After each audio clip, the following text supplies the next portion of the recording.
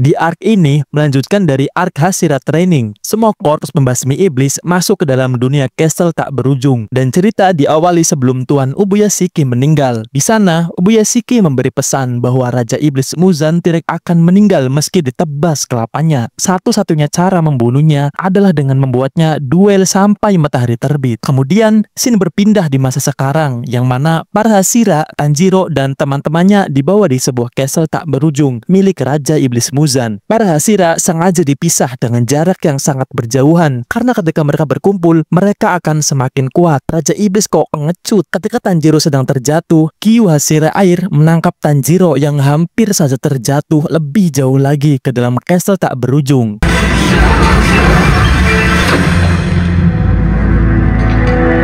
Sebuah gerbong kereta tiba-tiba muncul dan keluarlah iblis-iblis berdatangan menyambut mereka.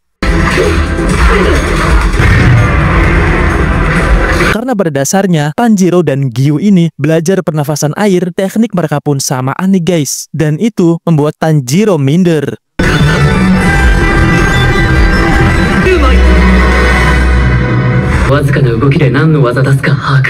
Gyu mengatakan jika disinilah tempat persembunyian semua iblis dan kamu harus hati-hati. Di sisi lain, Kanroji dan Igoro menebas semua iblis keroco yang menghalanginya. Disusul Gyomei dan Tokito bekerja sama membabat para iblis keroco. Mereka semua para Hashira sangat bersemangat untuk membunuh Raja Iblis Kibutsuji Muzan.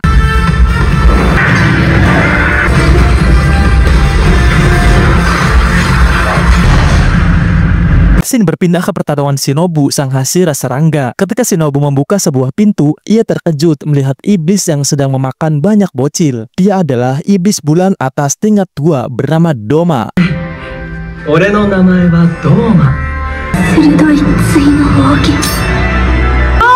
Onnanoko da ne. Tersisalah satu anak yang kesakitan dan meminta tolong. Shinobu yang melihatnya tanpa rasa takut sedikit pun mengambil anak itu dari genggaman Doma. Shinobu memang sangat cepat, namun iblis itu lebih cepat lagi. Ketika sudah berhasil direbut, ternyata bocil itu tetap terkena sabetan dari iblis yang membuatnya meninggal. Daijoubu desu ka? Shinobu yang melihatnya pun murka dan ia teringat bahwa dulu kakaknya meninggal oleh iblis tingkat atas yang kuat, yang mana ciri-cirinya tepat seperti yang ada di hadapannya. Amarah yang berapi-api, balas dendam yang telah lama dipendam, kini semua amarah itu dapat terluapkan.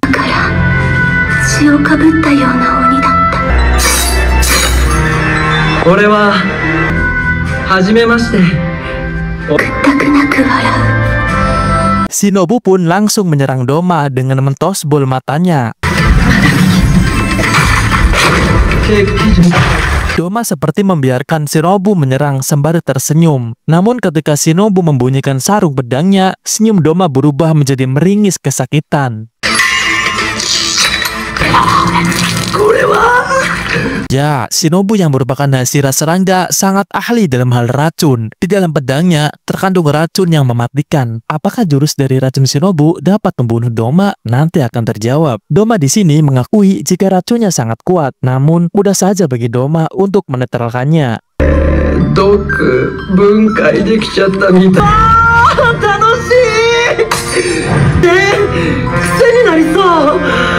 Kemudian, scene berpindah flashback ketika Doma kecil sebelum menjadi iblis. Doma memang sangat diistimewakan oleh orang tuanya. Ayahnya yang merupakan semacam pimpinan sekte melihat keunikan pada mata anaknya.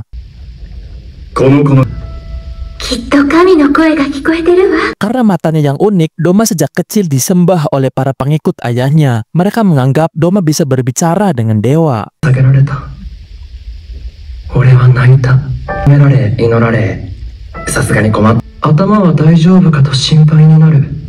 Kembali ke masa sekarang, udara di sekitar mereka telah diracuni oleh jurus dari iblis Doma. Tanpa sadar, melukai Shinobu dari dalam dan membuat paru-parunya terluka parah. Kekuatan iblis bulan tingkat atas memang luar biasa, yang mana racun Shinobu tidak mempan sama sekali pada dosis racun yang Shinobu keluarkan.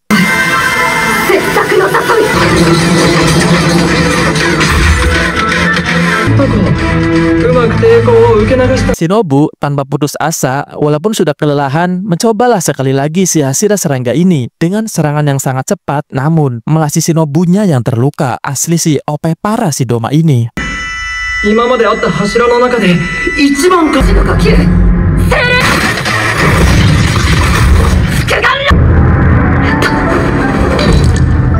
Dengan badan yang terluka parah, organ dalam yang hancur, Shinobu tidak punya harapan hidup lagi.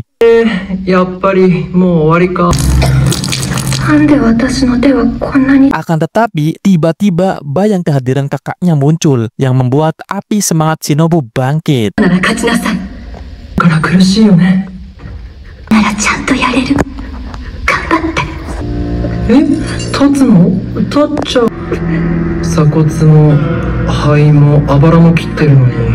Doma pun terkejut dengan gerakan Shinobu yang tiba-tiba sangat cepat hingga ia tidak bisa mengikutinya.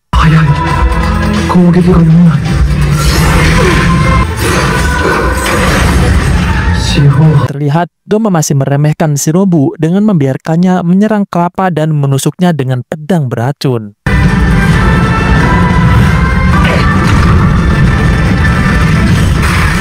Shinobu yang putus asa pun sangat terkejut dengan kekuatan iblis tingkat atas yang sangat hebat dan serangannya tidak mempan sama sekali.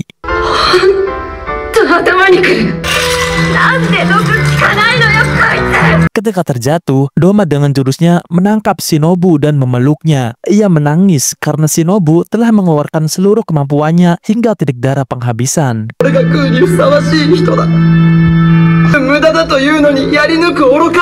Tiba-tiba, Kanao, murid Shinobu datang ke tempat itu dan terkejut melihat gurunya sedang dihabisi oleh Doma. Di detik-detik akhir, Shinobu berkata pada Doma, "Pergilah kamu ke neraka."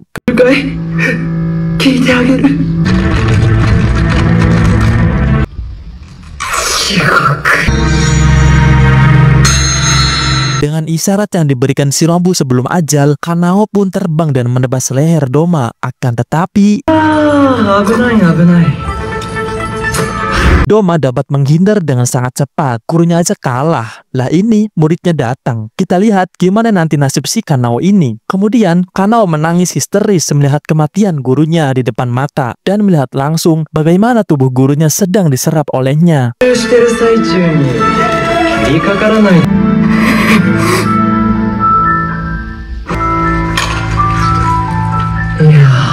Berita kematian Shinobu mulai disebar. Tanjiro menangis mendengar kabar itu.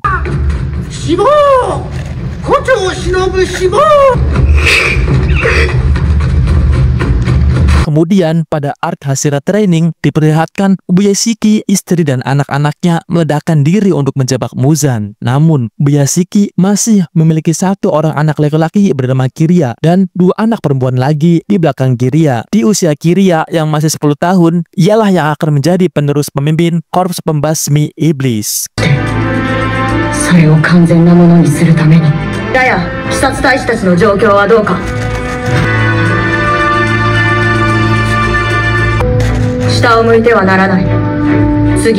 Dengan kekuatan Yushiro, semua burung gagak mengelilingi castle tanpa ujung. Dengan bantuan gagak dan jurus Yushiro, Kiriya dengan cerdik mulai memetakan gambar untuk mempermudah para korps pembasmi iblis dalam menemukan Raja Iblis Muzan.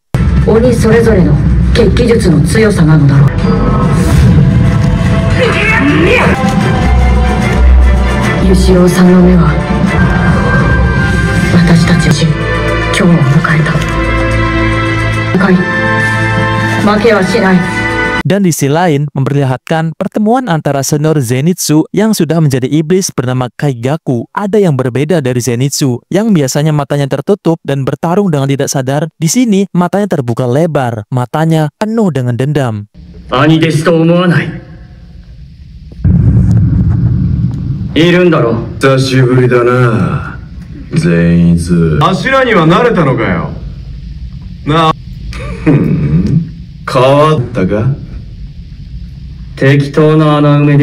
Zenitsu menjelaskan bahwa gurunya meninggal gara-gara muridnya yang berubah menjadi iblis. Ia pun melakukan seppuku untuk menebus kesalahannya karena telah mengajari pernafasan petir pada orang yang salah.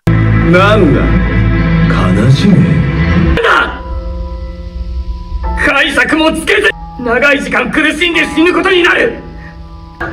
雷の呼吸の使い手から鬼を出したからだぞ. Di sini diperlihatkan kilas balik masa lalu Kaigaku sebelum menjadi iblis. Ia dicemooh oleh murid lain karena ia tidak bisa jurus penduk petir ke-1 yang merupakan dasar dari semua bentuk jurus. それなのに怪殴ったって問題を起こすな。満たされることはない。 Di perguruan itu, Kaigaku juga tidak dihargai kemampuannya oleh murid lain karena Kaigaku suka seenaknya sendiri dan merasa paling jago. Sehingga ketika ia sedang merasa putus asa, datanglah iblis bulan tingkat atas pertama bernama Kokushibo.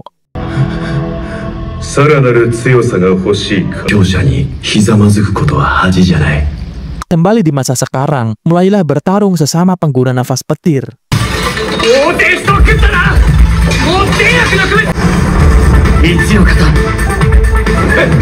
Keduanya terlihat mengeluarkan jurus-jurus yang sangat epik. Walaupun di sini Zenitsu adalah junior, namun kemampuannya nampak bisa menandingi iblis Kaigaku.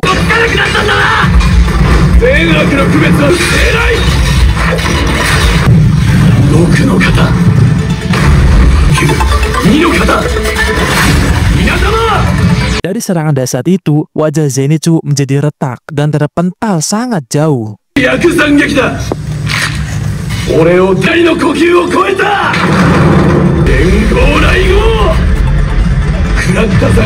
Ketika terjatuh, Zenitsu dengan luar biasa mengeluarkan jurus ke-7.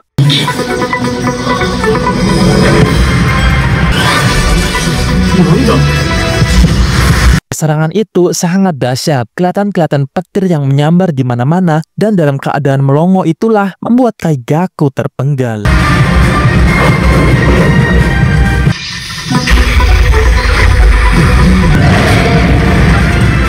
Kaigaku terkejut karena jurus petir yang ia tahu hanya sampai 6. Di sini Zenitsu mengatakan jurus ke-7 itu adalah jurus yang ia ciptakan sendiri.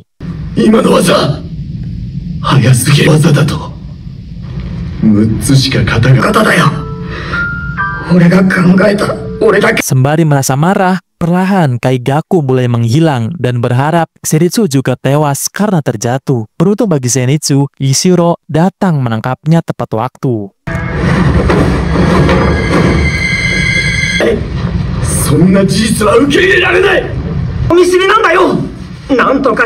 Kembali pada Tanjiro dan Giyu, ketika sedang berlari, getaran-getaran kedatangan iblis bulan tingkat atas tercium oleh Tanjiro. Tidak salah lagi, Aramotube ini jika bukan Akaza.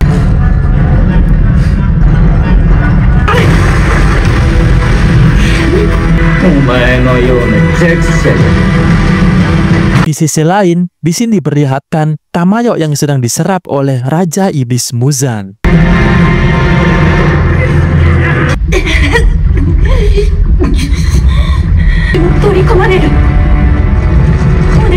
Di sisi lain, Kiriya berkata, jika Muzan mati, maka semua akan mati.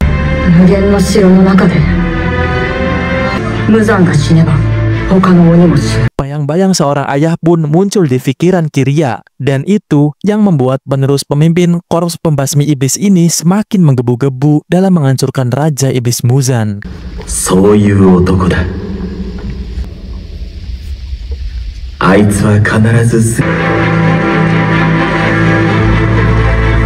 Kembali pada Tanjiro dan Giyu yang bertemu Akaza. Tanpa aba-aba, Akaza langsung menyerang Tanjiro. Tanjiro dengan hebat menggunakan tarian Dewa Matahari dan berhasil memotong lengan Akaza.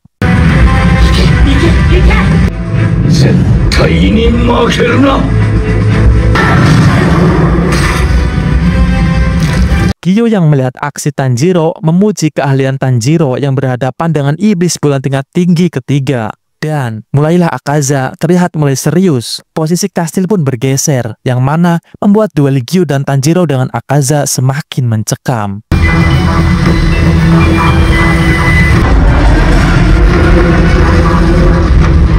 Akaza mengeluarkan jurus pamungkas serangan bertubi-tubinya.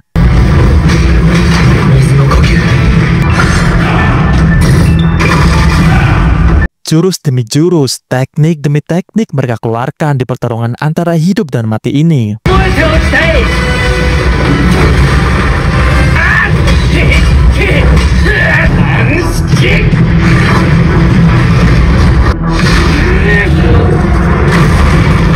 Hebatnya lagi, Tanjiro di sini yang sebelumnya diam ketika berhadapan dengan iblis tingkat tinggi, di sini ia ikut menyerang dengan tarian Dewa Mataharinya. Di sini, kecepatan Tanjiro meningkat dengan berhasilnya ia dalam menghindari beberapa serangan dari Akaza.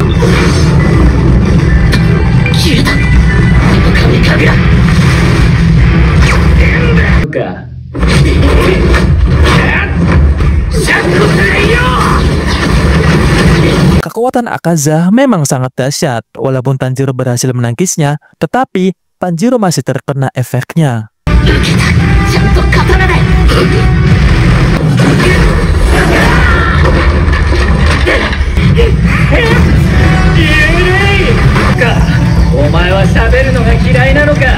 Akaza mengeluarkan jurus tendangan udara bertubi-tubi, membuat Gyo terpental sangat jauh.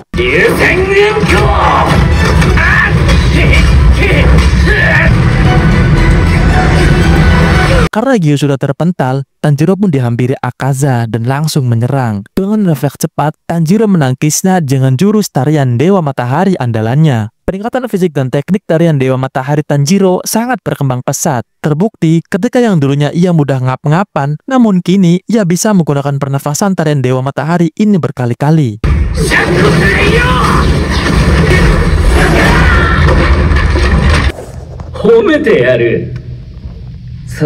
Akaza mengatakan bahwa aku benci manusia lemah. Kemudian Tanjiro membalas bahwa justru yang kuatlah yang harus melindungi manusia yang lemah.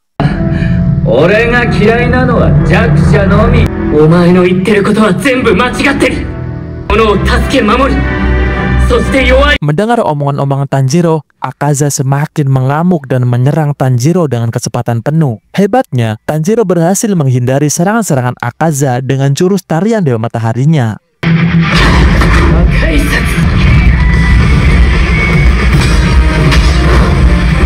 Serangan demi serangan dikeluarkan Akaza. Tanjiro hanya bisa menangkis sembari memikirkan bagaimana cara mengalahkan Akaza. Hingga satu jurusnya berhasil mengenai Akaza. Itu membuat Akaza sangat terkejut.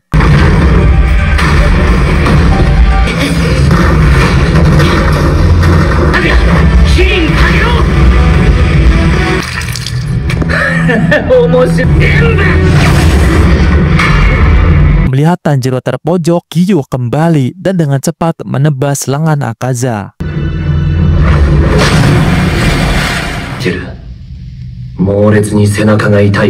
Di sini, Gyo mengakui jika lawannya kali ini bisa mengalahkannya. Gyo merasa pertarungan dengannya membuat Gyo ingin mengeluarkan semua jurus yang dimilikinya. Dan di sini, hal yang mengejutkan terjadi ketika tanda pemburu iblis bangkit pada Gyo. Tanda itu membuat Gyo mengalami tingkat kecepatan tertinggi.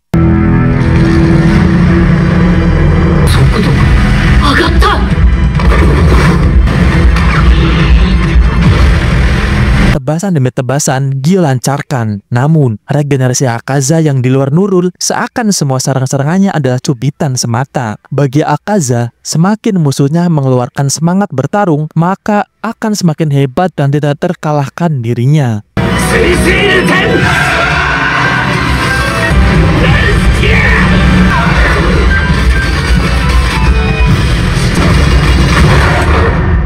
Di tengah-tengah pertarungan Gyo, kini Tanjiro menyadari sesuatu jika Akaza selalu mengatakan semangat bertarung ketika menghadapi Hashira.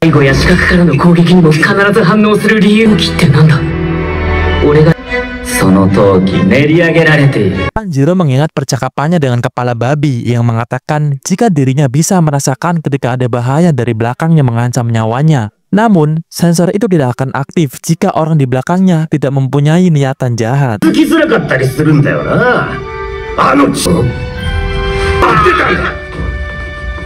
Tanjiro mulai berpikir apakah semangat bertarung dan sensor si kepala babi sama halnya dengan sensor indera penciumanku. Mungkinkah Akaza juga bertarung berdasarkan sensor semangat bertarung lawannya?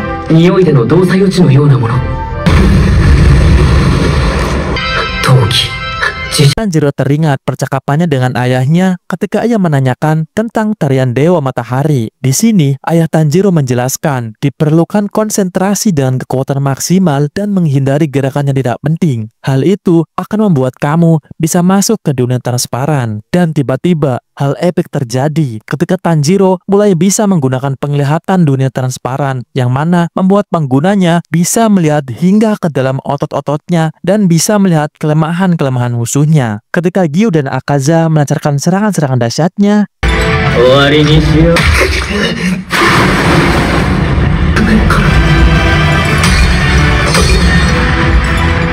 ketika satu serangan Akaza akan menghabisi Giyu, tiba-tiba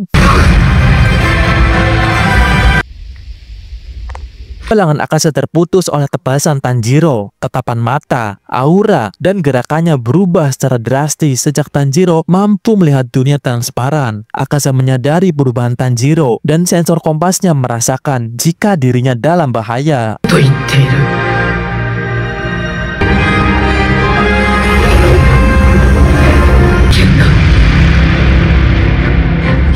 Akaza pun dengan cepat menyerang Giyu dan Tanjiro dengan serangan-serangan andalannya. Hal luar biasa terjadi sejak Tanjiro membangkitkan penglihatan dunia transparan. Di mata Tanjiro, Akaza yang dikenal dengan jurus-jurus cepatnya, semuanya bergerak secara lambat di matanya.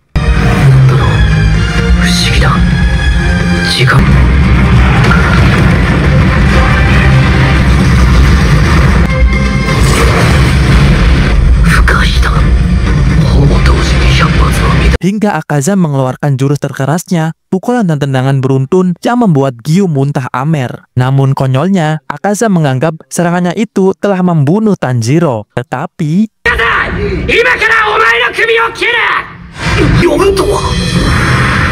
ya, bodoh sekali. Bukannya langsung menebas, tetapi Tanjiro malah berteriak. Luar biasanya, Tanjiro bisa menghilangkan semangat bertarungnya. Kompas bertarung Akaza pun tidak bisa mendeteksi pergerakan Tanjiro dan malah diam keheranan karena ia baru pertama kali melihat manusia yang tidak punya semangat juang.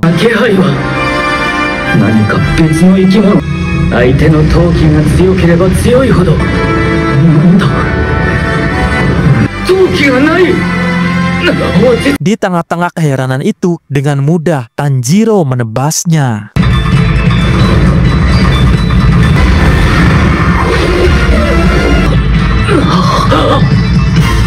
Apakah ini sudah berakhir? Kalian pasti tahu kan, Re? Dengan menebas lehernya, untuk iblis bulan tingkat atas itu belum cukup untuk mengalahkannya. Dan ya, benar saja, badan Akaza bangkit dan hampir saja melukai Tanjiro.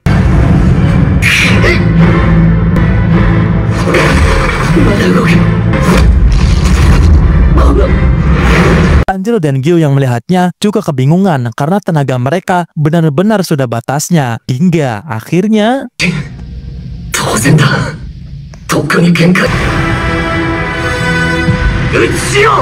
Akaza akan menghabisi Tanjiro yang sedang pingsan, dan Giyu yang masih mampu bertarung menebas Akaza berkali-kali hingga membuat dirinya putus asa dengan regenerasinya yang gak ngotak.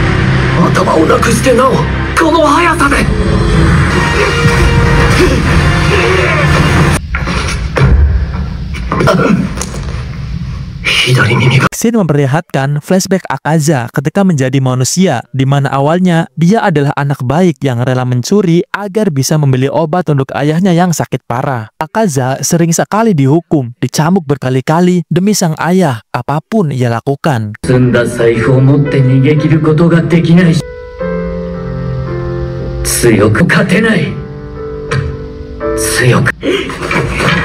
Selesainya Akaza dari hukuman, Akaza mendengar jika ayahnya bunuh diri karena mendengar Akaza dihukum gantung hakim. Akaza yang mendengarnya merasa terpukul. Di sini, dia menganggap gegara orang di desanya itulah ayahnya mati bunuh diri.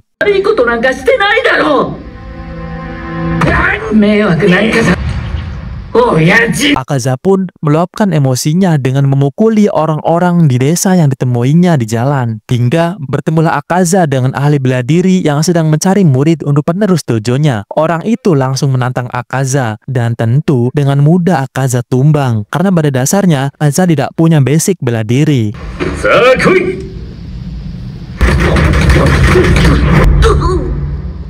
Dan bergabunglah Akaza dengan ahli bela diri itu yang beraliran Soryu atau bela diri tangan kosong. Ketika Akaza sampai di dojonya, ia melihat putri pemilik dojo yang bernama Koyuki. Terlihat Koyuki mengalami sakit parah yang mengingatkannya pada mendiang ayahnya. Hari demi hari Akaza merawat Koyuki dengan tulus, dan setiap hari juga Koyuki meminta maaf pada Akaza karena telah merawatnya dengan tulus. Ketika berlatih, Akaza terus saja berkali-kali jatuh oleh gurunya. Namun perlahan Akaza mulai terlihat menguasai aliran Soryu itu.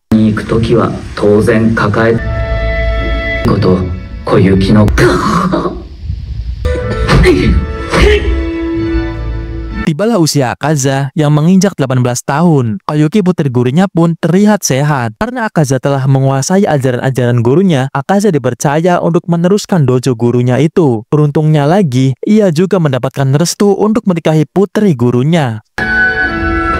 Koyuki wa 16. Jinsei wo yarinao mashite ya. Dareka ga so inochi ni kaete mo mamoritai to omou. Ketika sepulangnya meminta izin pada kuburan ayahnya, Akaza terkejut mendengar berita bahwa penyusup dari dojo lain yang ingin merebut dojonya datang dan meracuni sumurnya. Sehingga kejadian itu membuat guru dan Koyuki meninggal dunia.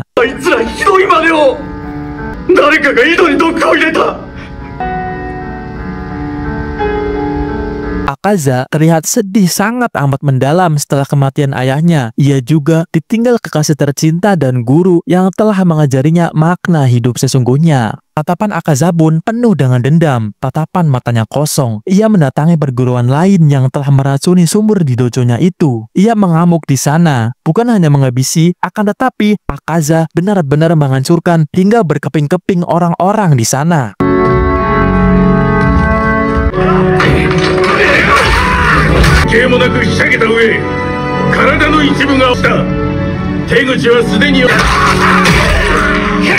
Setelah selesai membantai, ia berjalan sempoyongan, dan tepat di sana ia ditemui oleh Muzan. Dan pada saat itulah Akaza mulai menjadi iblis bulan tingkat atas karena terlalu banyak menerima darah Muzan. Hingga akhirnya Akaza kehilangan jati dirinya karena telah berubah menjadi iblis dan membunuh lebih banyak manusia lagi.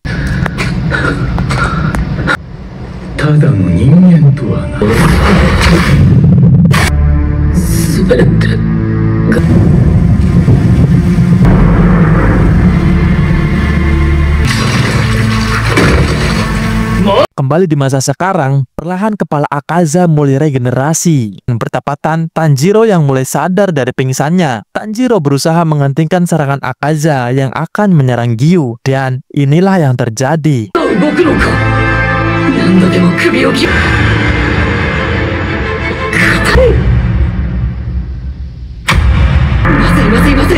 Hal genting terjadi ketika Akaza melakukan kuda-kuda jurus pamungkas-pamungkas terkuatnya. Dalam keadaan sekarang, Tanjiro dan Giyu tentu tak lagi memiliki tenaga untuk bergerak. Namun, hal mengejutkan terjadi di sini.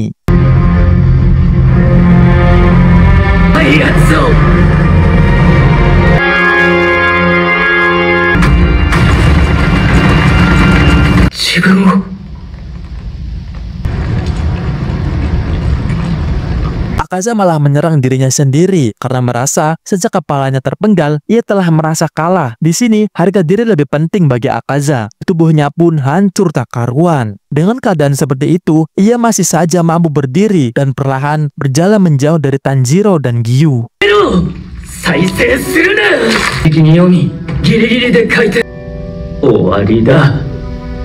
Di alam lain, Akaza minta maaf pada sang ayah dan gurunya karena ketika di dunia, ia malah menjadi iblis dan tidak berguna bagi orang lain. Namun, bayang-bayang Muzan datang menghantui Akaza.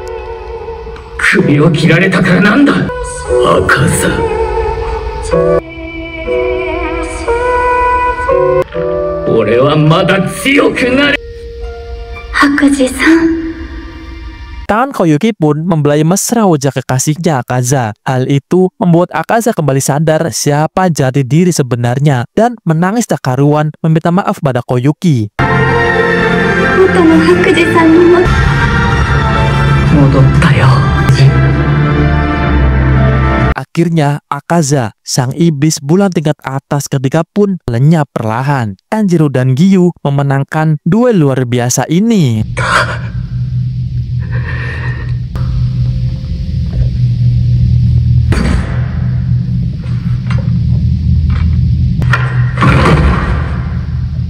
Hingga akhirnya Tanjiro dan Giyu pingsan karena telah mengeluarkan tenaga hingga melewati batas. Berita kematian Akaza dan kemenangan Giyu dan Tanjiro pun disebarkan burung gagak yang dengan bangga meneriakkan kemenangan mereka. Di sisi lain, kekalahan Akaza membuat iblis tingkat 1 Kokushibo murka. 軟弱千本たか。そうだよね。赤座殿が。なんだっけ。もしかして死んじゃった？ Sementara itu, Doma iblis tingkat tua tidak percaya jika Akaza telah wafat dan menganggap wafatnya Akaza hanya imajinasinya saja. Hasil lain seperti Gyomei, Tokito, Iguro, dan Kanroji pun bangga mendengar kemenangan Tanjiro dan Giyu. よく俺、そしてこの夜だ。後悔させてやる。